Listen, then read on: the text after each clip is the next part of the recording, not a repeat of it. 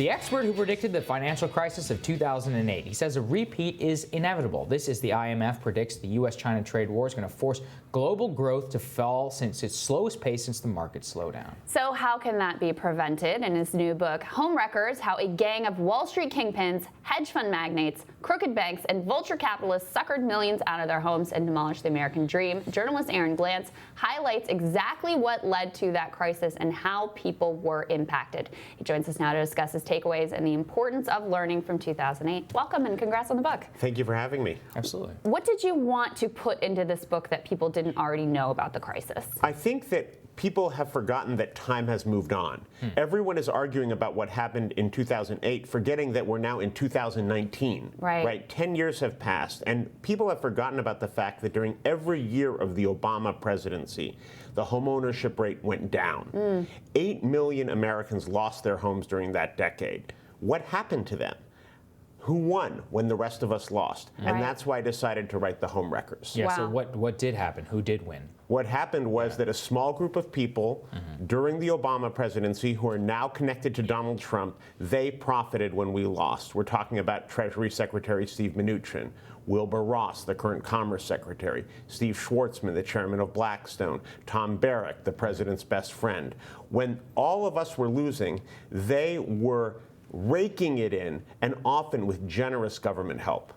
And so, what what about the people on the other side of this, the people who lost their homes? Where are they today? Have they been able to recover? Well, they're paying more and more in rent, right? When I tell you that the homeownership rate has gone down, that means that people were forced out of homeownership during the crash, and now they're still renting. And we live in very tight rental markets in many of our cities. So people are paying more and more rent to more and more distant landlords. So the Blackstone company, headed by Schwartzman, its firm Invitation Homes now owns 80,000 homes across more than a dozen states. And their rents are tracked in the stock market, right? So they're jacking them up and jacking them up and jacking them up. So if you're trying to get back into home ownership, how do you save? You're Right. paying more and more in rent. Right. And so it seems it's what you're saying. So these 8 million people, how many did all of them exit the home ownership market? This is something that we try and highlight here a lot on the show, which is that history didn't end in 2009 and the unemployment rate just got up. It's actually the types of jobs people got are paying much less, or they don't provide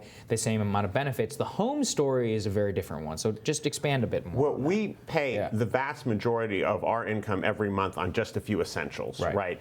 Clothing, food, transportation. Our gas money, we burn it up, it's gone. Our health insurance premiums, we spend them, we're never getting them back. Now, our housing money, which is our single largest expense, it can either go to build equity for our family and save for the future, or it just goes to our landlord and we get a roof over our head, but our landlord gets the wealth. And what we've seen is when 8 million Americans lost their homes, as I said, the homeownership rate went down every year in the Obama presidency until 2016. It bottomed out at a 51-year low. And that's one of the big reasons why we now have a situation in this country where the top 0.1% owns as much wealth as the bottom 90%, because for most of us, the only way for us to build wealth is in our homes, and we don't own as many homes as we did before. So this is just dramatically exacerbated inequality.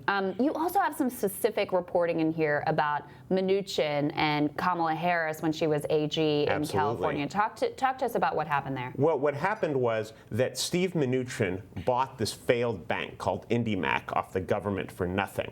And then he and his group of investors, which included John Paulson and George Soros and Michael Dell of Dell Computer, they proceeded to foreclose on over 100,000 families, including 23,000 seniors. And we, during this process, we subsidized him in those foreclosures because we were worried that the whole economy would collapse. So we gave his group $1 billion as he foreclosed. But there were supposed to be rules on these foreclosures, right? There were consumer protections. And so Kamala Harris, you may remember, was the Attorney General of California. She rode to national prominence with this big speech at the DNC in 2012, taking on the banks. And she stood up this mortgage fraud strike force that was supposed to be looking at ways that people were cheating the system. And her staff on this mortgage fraud strike force they drew up a 25-page memo detailing how Mnuchin's bank was allegedly breaking the rules. And they brought it to her, and they asked her to prosecute his bank, and she buried the report. Wow, why did she do that? Well, she claims today that the reason that she did it was because she didn't have a good case, because Mnuchin's bank was a federal bank, and it was a state AG. But here she was on the national stage saying that her power as a state AG gave her the authority to crusade against national banks.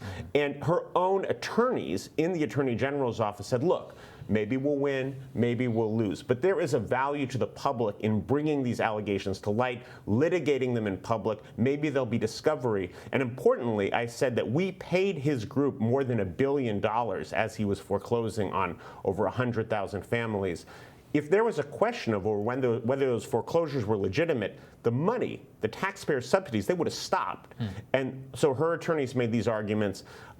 She hasn't had to address them until now because she buried the report at the time. Wow. Very interesting. And what about the structure of our financial system? I mean, are we still vulnerable for this kind of crash again? We are seeing the creation of really troubling new kinds of mortgage products that remind me a lot of what happened in 2006 and 2007. So I follow in my book Homewreckers this house outside of Los Angeles, which was owned by the same family for more than 30 years. And then it was foreclosed on by Steve Mnuchin's bank, bought up by a hedge fund founded by Tom Barrack, now owned by another private equity firm headed by Steve Schwartzman, right?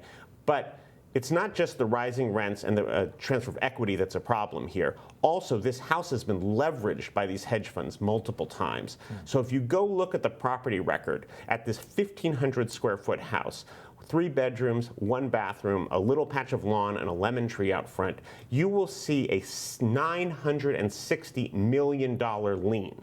What? Recorded on this little house. Yes, $960 million, almost $1 billion against one house. And that's because it's part of this gigantic new mortgage-backed security that Invitations Homes, the corporate owner, has created. So they bundled all these homes together. They've taken out a ton of debt against all the homes. So right now, from a global economics perspective, everything's fine. There's someone in this house paying $3,000 a month in rent. But what if the unemployment rate goes up? Right. What if people can't afford those rents? Then this whole giant pile of debt will crumble, and we could easily be back in the same situation we were in 2008. Unbelievable. Absolutely unbelievable. Well, thank you for shedding a light on this, Aaron. Yeah. I really appreciate it. Oh, my pleasure. Thanks, and congrats on the book. Seriously. Thank you.